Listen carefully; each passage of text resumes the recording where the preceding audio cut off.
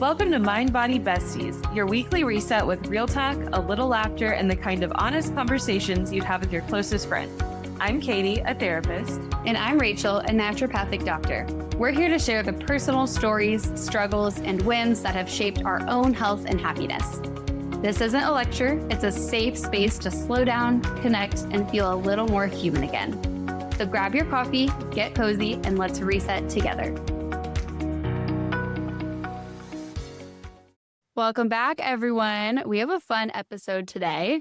We're going to be wellness referees, and we're going to talk about some of the top health trends that we've seen on TikTok and social media and other places. And we're going to dive into the pros and the cons and what are our opinions on these, and do we do any of them? So we're going to get started with raw milk here. Yeah, I listen to a lot of health and wellness podcasts, and people are obsessed with raw milk.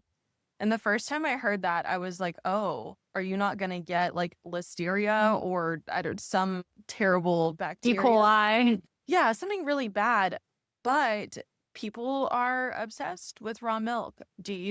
Why would someone care about milk being raw versus pasteurized? I have to say, this isn't like my top health specialty area, but the enzymes and the lysozymes and the cool immunosupportive anti-inflammatory effects, those enzymes are usually killed when you pasteurize milk, especially with our conventional pasteurization where it's like quick, fast, high heat. So I think people are wanting those gut immune benefits.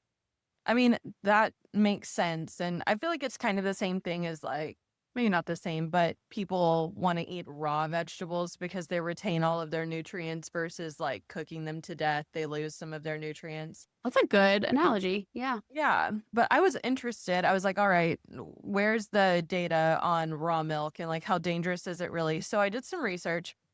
There is actually a website called rawmilkinstitute.org. And there was a study done. The data set is from 2005 to 2020. And this study was done by a medical microbiologist, which seems legit to me. But they looked at the number of reported illnesses from pasteurized milk versus raw milk and the number of deaths. So pasteurized milk was responsible for 2,111 illnesses and 4 deaths. And raw milk was only responsible for 1,696 illnesses and 1 death. So based on that, it seems like raw milk is just as safe. I don't want to say safer, like just as safe. But then I also have a lot of questions about that. About the data. Yeah. Which is where our science brains go. Before we got on, we were like, okay, but are more people drinking pasteurized milk than raw milk? So did they control for that? And then what was the reporting system? Like, there's so many questions, so that makes it hard. Yeah, where are they finding these people that got sick, and how are they positive that that's what they got sick from? Because I've never reported. I mean, I guess if you go to the doctor and you report an illness, they could report. Could they with HIPAA? I don't know. No, yeah, some of them are mandatory, but I feel like this one would be not mandatory, so it wouldn't be reported a lot. But maybe I'm wrong on that. Yeah. And then also, raw milk isn't that easy to get. You can't buy it at the store in most states. I know in Arizona, it is legal. You can sell raw milk at the grocery store.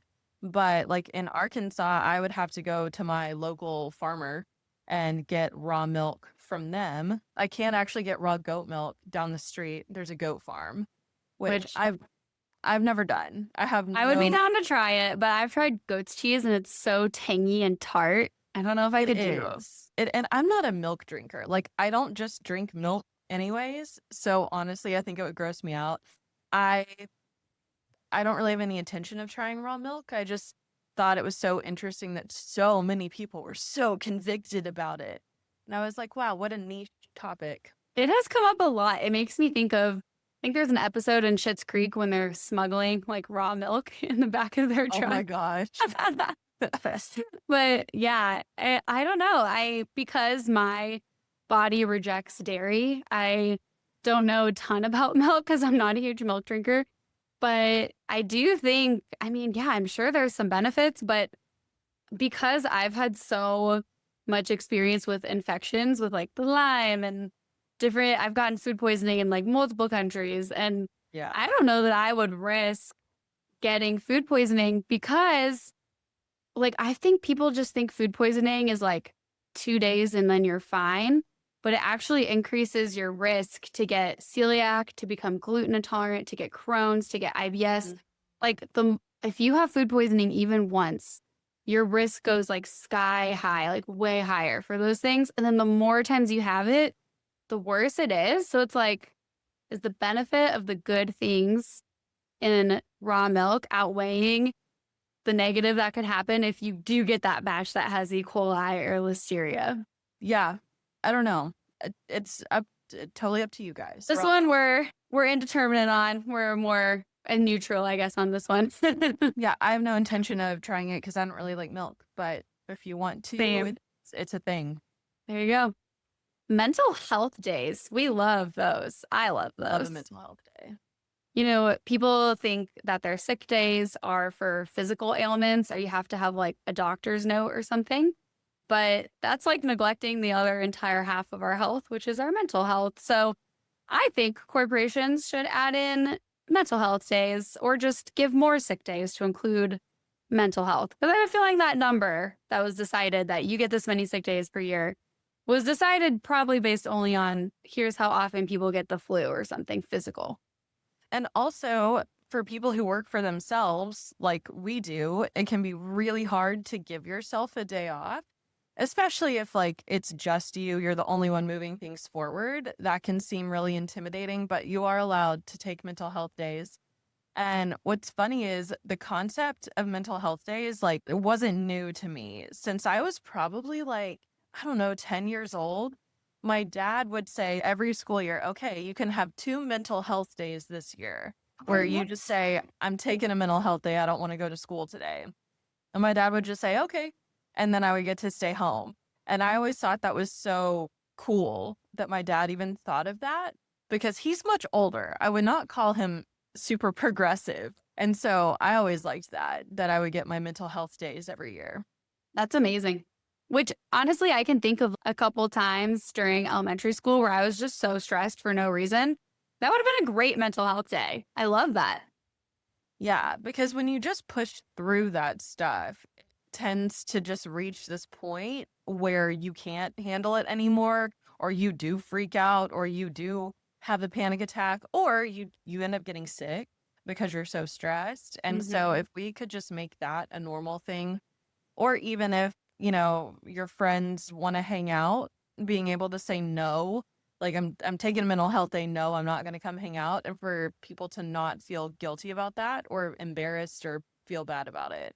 Yeah, I love it. It's like there's nothing personal about it. It's not like Yeah. I don't want to hang out with you for whatever reason. It's I'm taking a mental health day. And so I love the energy behind it. And I think where nervous system regulation is so popular now and it's like finally being talked about. And it's like, what a better way. It's such a good way to train young people to gauge their nervous system and know when they need to take Yeah. a break and regulate. Because I think it's always been rewarded to be productive and hustle and push through. And you're seen as being better or more valuable if you push through something. And it's like, actually, you should value yourself and preserve your mental health and keep yourself at 100%. And when you do that, when you are productive, your output is probably better and probably higher quality anyway. Yeah. The mental health days, we're big fans. That's a thumbs up from both of us. Yes, definitely. Next on the list, we have mocktails, which also I think just goes into not drinking. Yeah. I love a So good mocktail. I think a lot of people aren't having adaptogen herbs outside of mocktails. So I feel like mocktails is also a cool way to get people into having these brain support, nervous system, mood support herbs. I think so too. And also, it allows people who don't want to drink to still be social with people that are drinking and feel like they have a fun, fancy drink too. So I think it it just helps to be more inclusive. But one thing that I find really interesting is that so my husband teaches at the college level, and he said there are so many kids that he talks to that don't drink. There are tons of college kids not drinking now. And I was like, seriously? Because that's like all we did. That's It all millennials did. like Yeah. millennials, I don't know. No one can drink like a millennial can. Well, it's And probably we all are going to have brain damage now in our 30s and 40s. and now we're all too old to do it because we get violently hungover.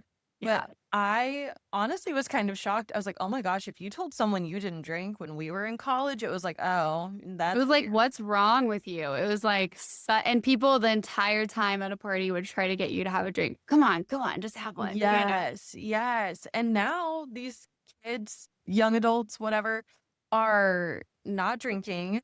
They're eating healthier. They're exercising. They're like all into health and They're wellness. killing it. And not everyone, but so many more. And so I was like, Yeah. oh, good for them. That's I much know. better than what we did. That is much better.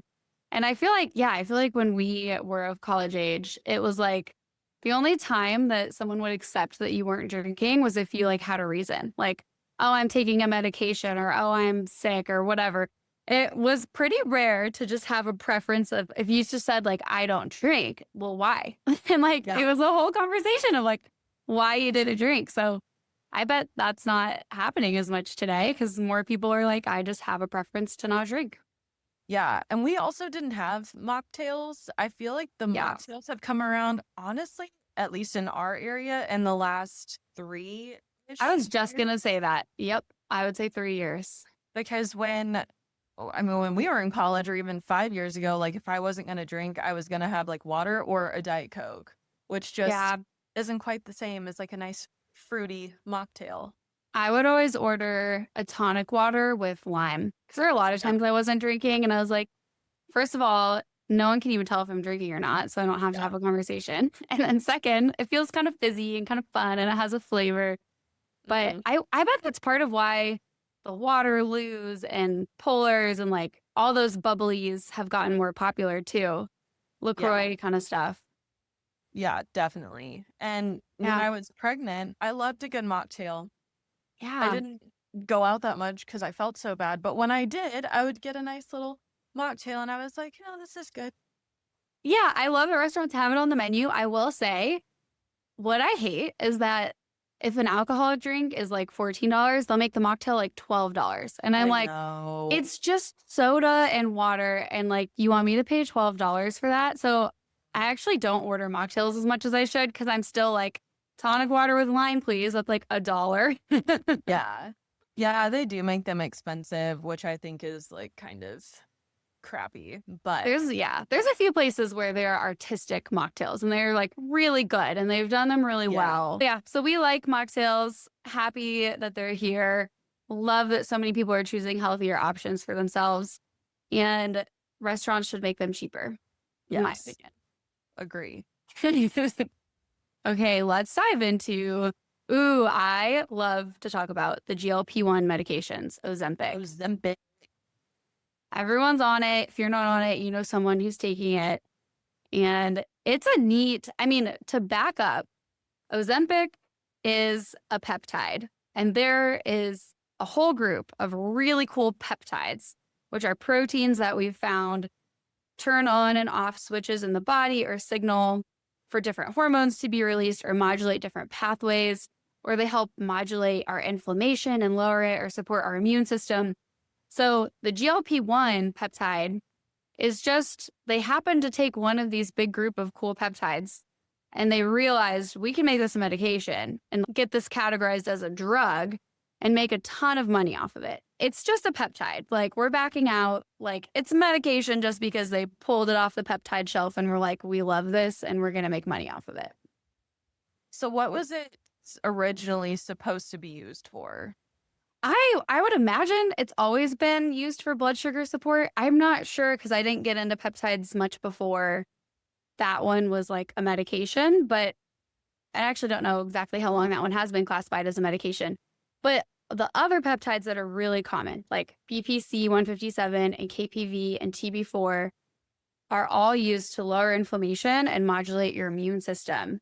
Okay. And so I think they noticed that the GLP-1 caused weight loss and helped signal your brain to be less hungry. But the untapped use of GLP-1s that is being used in the functional world, but not mainstream, is they actually can put autoimmunity into remission and they lower your inflammation. Wow. Okay. So just like the other peptides, same thing. They can lower your autoimmune burden and help rewire your immune system to be more balanced. Yeah. Okay. Very cool. And so Yeah. then people realized, oh, the GLP-1 is helping people lose weight. And so then they started giving it in really high doses to people. Yeah, it's given in such high doses, and usually peptides are given in low doses because it's like we're just feeding a microchip into the computer. Like, this is a peptide our body already makes. So, like, we don't need to overwhelm the body with it. It's kind of like homeopathy. Like, we just need to remind it to make more of this thing. So, I have seen people get a ton of benefit from microdosing the GLP-1s. If you're trying to replace a diabetes medication with a GLP-1, that's a different story because the dose is going to be different. But if you don't have diabetes, I don't think it takes a big amount to do the background work that works for most people who don't have diabetes. If you're microdosing, then I assume in addition, you should be exercising and changing your diet and doing all of this stuff to, Yeah, which goes to the trend of like we're just doing the shot and we're not doing anything else. And that's not helpful because we obviously need the whole picture. We need to be eating well and we need to be exercising. yeah. So what are some of the risks with Ozempic and what Wegovy, all the other names? Yeah. One that I did hear was that it was causing stomach paralysis in people. Yeah. Yep. At high doses. So the high doses basically turn off your gut motility and they keep your bile from flowing. So then you're not detoxing stuff very well from your liver.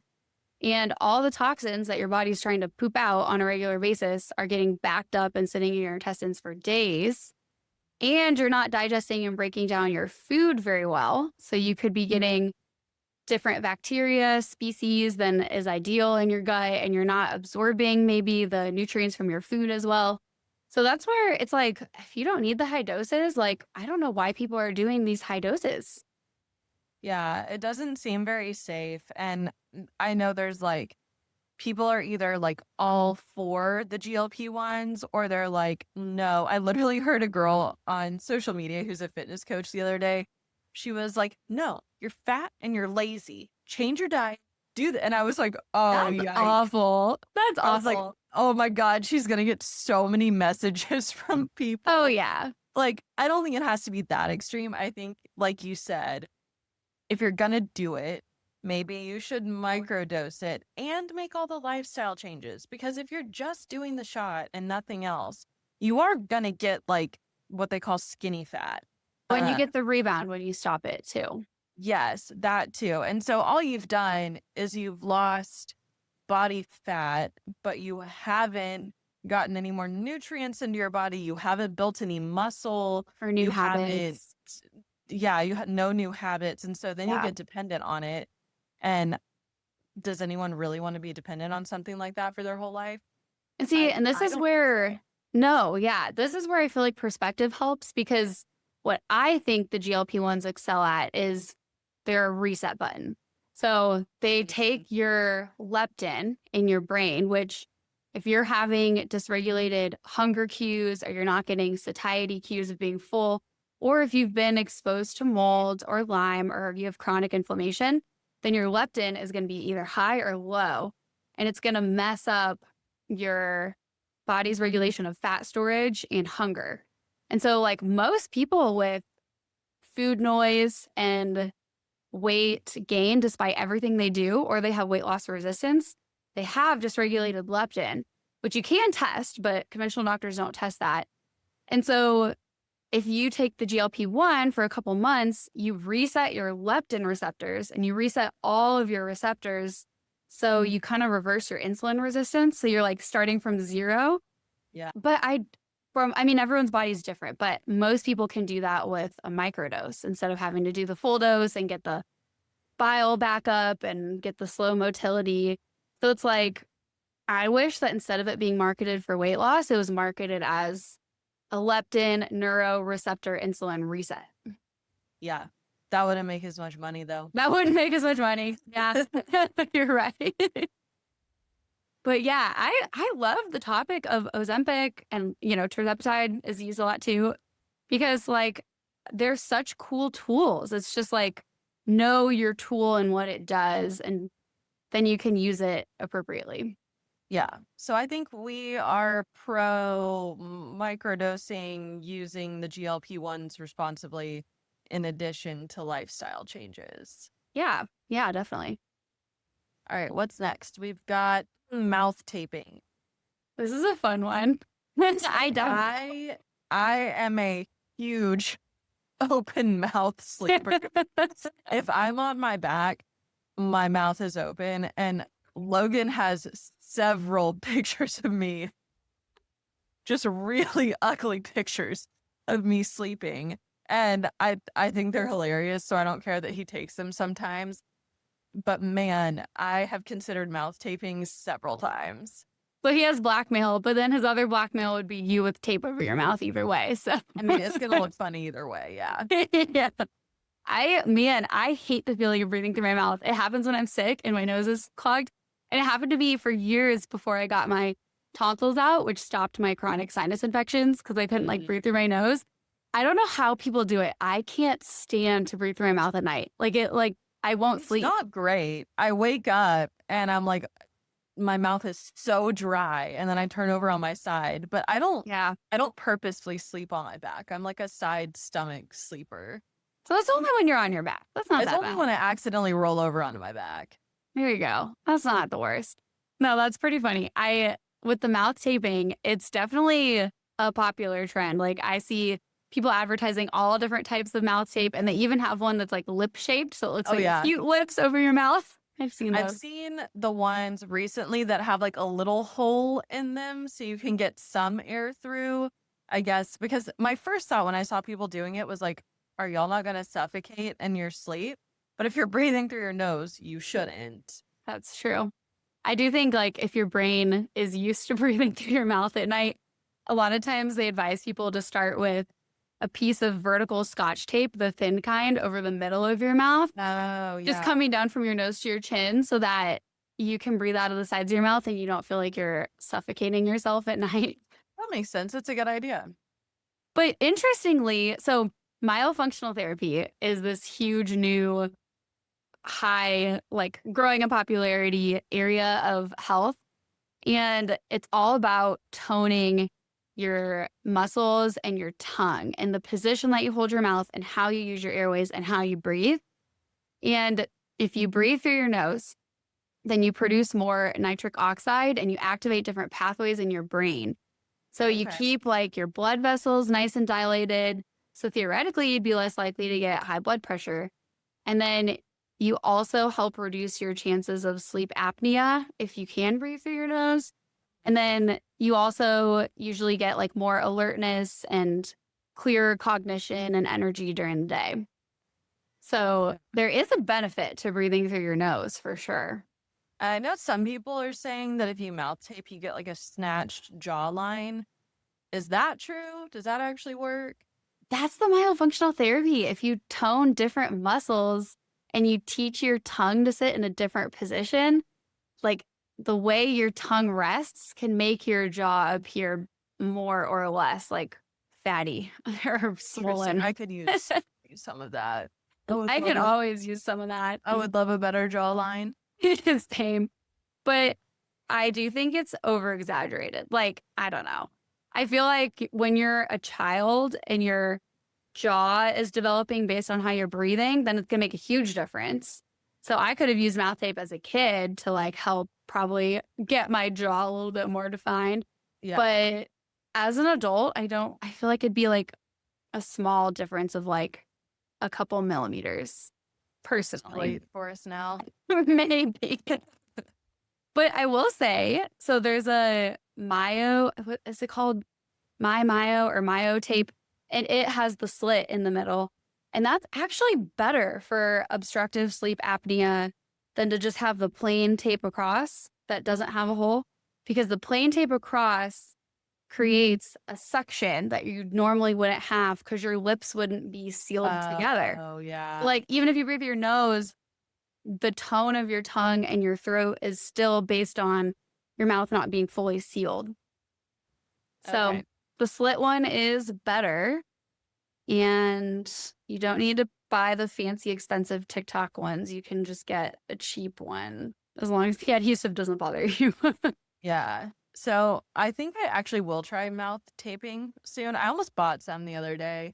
I don't know why I ended up not doing it. But anyways, I will try the mouth taping and I will get back to you guys. Report back. That'll be good to see how that goes. Okay. Okay, let's talk about electrolytes. This is our last big trend. And this is one that I think I get questions almost daily about electrolytes because they are so important and they've really boomed. Like, you either had Gatorade, maybe a Pedialyte if you were trying to be healthy, or nothing. I feel like when we were back in high school and college. Yeah, we had Gatorade and Powerade. And I remember when I was little and played soccer, there was a snack mom every week that brought snacks and Gatorade for after the game. It was kind of Yes. the nice sugary Gatorade with the red 40 and whatever else in it. Yes, or the Capri Suns and the little crinkle pouches. Great signs, yeah. Those were good. And orange slices, which also have natural electrolytes. Oh, we never got that. We got bad snacks, like unhealthy snacks, but You needed something to motivate you to run through the game. right. Exactly. But, you know, with electrolytes, one of the things that I think people don't realize is there's like different types of electrolytes. There's minerals and there's sugar, and some things only have salt and potassium. And so you can technically call anything that even has salt in it electrolytes, because like salt is an electrolyte. Because electrolyte is just anything that helps your cells retain that water and be more hydrated. Yeah. And I know the electrolytes that I use at least have sodium, potassium, and magnesium. So I like electrolytes, but like my big beef with some of the brands is that they are so salty that I cannot drink them. I think is it Element maybe have like 1,000 milligrams of sodium or Very something? salty. Okay, so why are some of them so salty and do we actually need that? Because I cannot drink those. Cannot do it. I mean, it's some of it's a ratio thing and some of it's a quantity, but the ones that don't taste as salty either probably have a ton of additive sweeteners or they just don't have as much sodium. But you generally want a good ratio between your sodium and potassium, and then you want to have some magnesium too. But yeah, some of them are super salty, and I really tried to like Relight that has real, I think it's Redmond salt in it, Yeah. because why not have real sea salt in your electrolytes? Like, why not just, you know, you don't want to be getting a ton of this refined sodium chloride. And so I really tried to like that one, but it is so salty, even if I just do a little bit. And it's hard because you taste the salt because it's like healthy and it doesn't have a bunch of added stuff. The one that I use, the brand is called, I think, Ultima, and I Yeah. get it at Whole Foods. It does not have the most sodium in it, but I do like it. I don't, you can look it up and tell me if there's anything terrible in it. I I've looked at that one mostly before. drink so that I just drink enough water during the Yeah. day, not necessarily because I feel like I need to replenish electrolytes so much, but I do drink significantly more water during the day if I put that in my water. And I've looked at the Ultima ones before and I can't remember. I think they were fine, but I can't remember. But there's a lot of electrolytes that add B vitamins to them to give you more energy and stuff. And they'll add the form of B vitamins that isn't great for the majority of the population. And they'll add the unmethylated folic acid and B12. It's the kinds you don't want because they block the good B vitamins coming from your food. Gotcha. Okay. So that's something to watch out for. What's your favorite brand of electrolytes? Yeah, I usually do Noon, Nuun, because they Oh, don't yeah. they don't taste too salty. They still have that right ratio of potassium and sodium. And then they have a little bit of like sugar in them, which is an electrolyte. Sugar does help your body hold on to water, which is why you might be given a sugar IV in the hospital if you're dehydrated. But I do that one because I don't drink them that much. I usually just put plain sea salt in my water throughout the day. My God. You can't taste it. It just makes the water taste softer. I I don't believe you. I love my salt water. Like how much? Like a shake or like a pinch. It's not too much. Ever since I got my POTS low blood pressure symptoms after like COVID and stuff, it's been a lifesaver for me because it helps keep my blood pressure normal.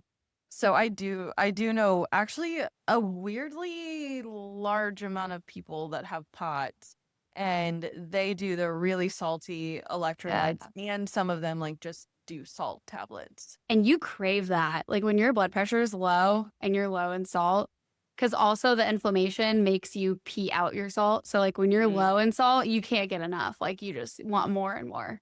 So if you Yeah. had something like that, I think like the really salty stuff makes sense. And a couple more interesting points about electrolytes is so one, it's really helpful to have the magnesium in there. So the good brands usually have that added magnesium, and that helps protect your heart. So like my dad was going to do a polar plunge, which he does every year with his biking friend. And I don't even like, maybe it wasn't even that cold. I've jumped into Lake Tahoe in November, which I don't recommend. It was terrible. But you literally go into like shock, like, and you're at risk of cardiac arrest and your heart freaking out and doing an abnormal rhythm. Mm. And so I told him, you need to take these electrolytes. He's like, well, I'm just going to take a Gatorade. And I looked it up, and most Gatorades don't have magnesium. It's only the new Gatorade Fit, and they have some other one that's kind of like more like Pedialyte. And it had magnesium in it. And I was like, you need the one with magnesium in it because that helps protect your heart. So most people who are just drinking Gatorade aren't even getting the full like heart protective effects. And then we think about salt a lot, and people are nervous to do electrolytes if they have high blood pressure, and obviously check with your doctor, but potassium is in good electrolytes. Yeah.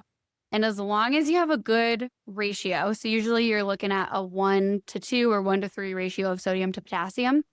So like most people who are getting electrolytes throughout the day in their food are just getting salt on chips, and there's no potassium in there. And in nature, sea salt has potassium paired with it, and potassium actually lowers your blood pressure. And it's really heart protective, and it stabilizes your heart rhythms. And you do have to be careful if you're on certain blood pressure or seizure meds that raise your potassium, or different diuretics. But potassium is like this huge miracle, calming, relaxing, heart stabilizing mineral that's in good electrolytes. Yeah. Yeah, I do always make sure that my electrolytes have potassium and magnesium in them, because I'm like, if I'm going to drink this, I might as well get as much as I can. Yeah. It. Yeah. So I look for potassium, magnesium. You want it in a 1-3 or 1-2 ratio with your sodium. We want it to have that magnesium. And then we don't want it to have cyanocobalamin or folic acid that's not methylated or usable. And we don't want it to have a ton of bad fake sugars, which we should do a whole thing sometime about fake sugars because they are not better than real sugar. Right. Yes. Okay. I'm looking at my electrolytes now because I have to know if I've chosen good ones or bad ones. Hold on. I was trying to pull up the ingredient label, and they make it so hard on the website. I can't even find where the ingredient is. I tried to look it up. Here we go. Sodium, potassium, phosphorus, magnesium, 1 milligram of zinc, manganese, and vitamin C. Yeah, that's good. And manganese is a great overlooked mineral. Okay. Cool. You're going to laugh at the amount of sodium, though. It's only 55 milligrams. It is so low. How much potassium does it say? 250 milligrams of potassium. Oh, okay. So at least has a decent amount of potassium in it. So that's good. This is like, so basically I'm taking electrolytes light, very light version. Yeah.